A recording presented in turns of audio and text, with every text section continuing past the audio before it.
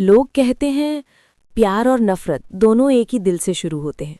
बस फर्क इतना है कि एक दिल को सजाता है और दूसरा तोड़ देता है। और मेरी कहानी दोनों का संगम है। मेरा नाम आरव है। दोस्तों, कहानी देखने से ज्यादा मजा सुनने में आता है, इसलिए आप फील करते हुए सुने। मैं सिंपल सा मिडिल क्लास लड़का जिंदगी की दौड़ में अपनी जगह ढूंढने की कोशिश कर रहा हूं। सपने तो बहुत है, लेकिन शायद हिम्मत उतनी नहीं।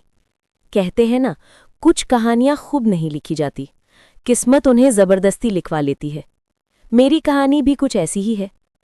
उस दिन कॉलेज का नया सेमेस्टर शुरू हुआ था। पुराने दोस्त मिले, कुछ नए चेहरे दिखे। मैं अपने दोस्तों के साथ कैंटीन में बैठा था, चाय का कप हाथ में लिए, और तभी दरवाजे से वो आईं, रिया कपूर। पहली नज़र में ही वो अलग लगी। उसकी चाल, उसका आत्मविश्वास और वो आंखें, जैसे हर किसी को बता रही हूं कि वो किसी की पहुंच से बहुत ऊपर है।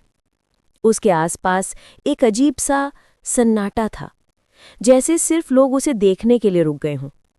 मैंने नजरें फेर लीं। मुझे हमेशा ऐसे लोगों से दूर रहना पसंद था, जो दुनिया को नीचे और खुद को ऊपर समझते हैं। लेकिन शायद किस्मत को कुछ और ही मंजूर था।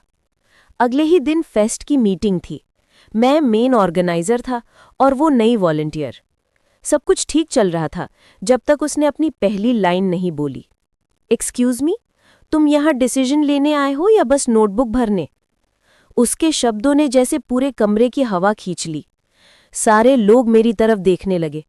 मैंने बस मुस्कुराया और कहा, जो काम करना आता है वो ज्यादा बोलता नहीं। वो पलट जवाब उसके लिए शायद उम्मीद से बाहर था। उसने कुछ नहीं कहा, बस मुझे ऊपर से नीचे तक देखा और चली गई। उस पल मुझे पता नहीं था कि यही लड़की आगे चल के मेरी जिंदगी की सबसे बड़ी जंग बनने वाली है। अगले ही दिन सुबह सुबह मुझे प्रिंसिपल के ऑफिस में बुलाया गया।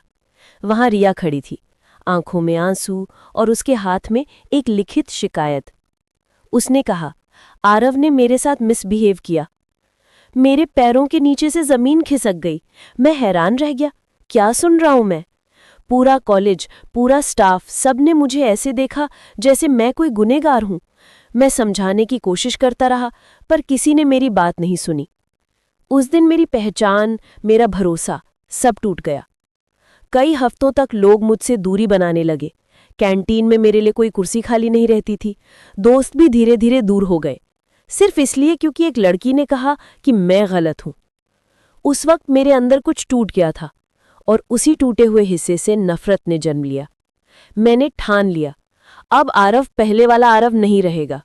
अब जो मुझे गिराएगा उसे मैं उठने नहीं दूंगा। धीरे धीरे मैंने अपने चारों ओर दीवार खड़ी कर ली। लोग कहते थे मैं एरोगेंट बन गया हूं, पर असल में मैं सिर्फ खुद को बचा रहा था। रिया मुझे देखकर हमेशा मुंह फेर लेती थी। कभी कभी उसकी आंखों में गिल्ट दिखता था, पर शायद वो गिल्ट दिखाने की हिम्मत नहीं कर पा रही थी। फिर एक दिन कॉलेज ने एक प्रोजेक्ट टीम बनाई, और हाँ, किस्मत को तो ड्रामा पसंद है, इसलिए मुझे और रिया को एक ही टीम में डाल दिया गया। मैं अंदर ही अंदर मुस्कुरा रहा था। सोचा, चलो अब बदला पूरा होगा।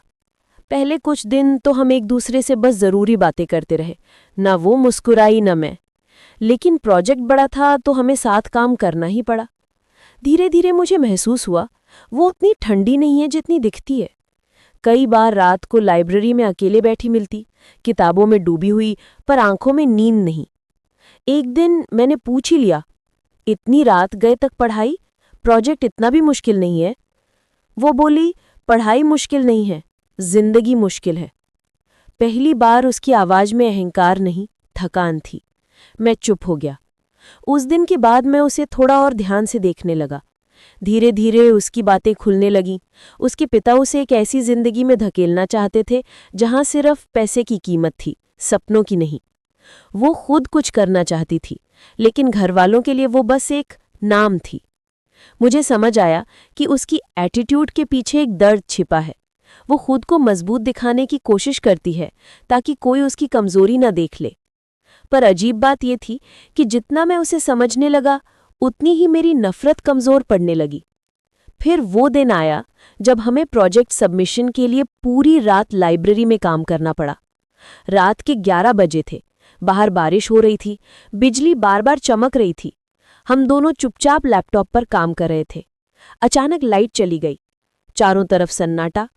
रिया थोड़ी घबरा गई। उसने कहा, आरव, मुझे अंधेरे से डर लगता है। मैंने बिना कुछ कहे अपने फ़ोन की फ्लैशलाइट ऑन की। रोशनी उसके चेहरे पर पड़ी। वो सच में डरी हुई थी। उसकी आंखों में एक सच्चाई थी जो शायद पहले कभी नहीं दिखी थी। मैंने बस इतना कहा, डरो मत, मैं यहीं हूं। वो पल कुछ अलग था। न नफसात थी न दूरी। बस दो लोग थे जो एक दूसरे को पहली बार समझ रहे थे। उस रात हमने प्रोजेक्ट पूरा किया, पर कुछ ऐसा अधूरा रह गया जो अगले कई दिनों तक मेरे दिल में गूंजता रहा। अगले दिन कॉलेज में जब मैं पहुंचा तो सबकी निगाहें मुझ पर थीं। लोग हंस रहे थे, कुछ फुसफुसा रहे थे। मैंने सोचा, क्या हुआ? और फिर मैंने देखा, नोटिस बोर्ड पर एक बड़ी फोटो लगी थी। मैं और रिया लाइब्रेरी में साथ बैठे हुए, और नीचे लिखा था, cheater of the year Aarav Mehta. मेरा दिल धक से रह गया। रिया भी वहीं थी। उसने वो फोटो देखी, पर उसके चेहरे पर बस खामोशी थी, न इनकार न सफाई। मैंने उसकी तरफ देखा और कहा, क्या ये तुम्हारा काम है? वो कुछ नहीं बोली, बस चली गई। उस पल मेरी दुनिया फिर से टूट गई थी। शायद मैंने उसे समझने में गलती की थी, या फिर किसी और ने खेल खेला था, पर अब फर्क नहीं पड़ता था। उस दिन मैंने ठान लिया, अब मैं आरव नहीं रहूंगा जो दूसरों की बातों पर भरोसा करे। अब कहानी मैं लिखूंगा, और इस बार स्याही बदले की होगी। पर दिल के किसी कोने में एक सवाल अब भी जिंदा था। अगर वो दोषी नहीं थी तो चुप क्यों रही? अगर थी तो वो डर किस बात का था? कहते हैं ना, कभी कभी सच और झूठ के बीच की लकीर सिर्फ एक एहसास होती है। और मुझे नहीं पता था कि वही एहसास आगे चलकर मेरी पूरी जिंदगी बदल देगा। मैंने कहा था ना, प्यार और नफरत एक ही दिल से शुरू होते हैं। बस फर्क इतना है कि कभी कभी दोनों एक साथ पनपते हैं, और जब ऐसा होता है तो एक दिल हमेशा टूटता है। शायद इस कहानी में भी टूटा था मेरा। प्यार उस दिन हुआ था जब नफरत शुरू हुई थी। एपिसोड 2, बदला या एहसास, कमिंग सून।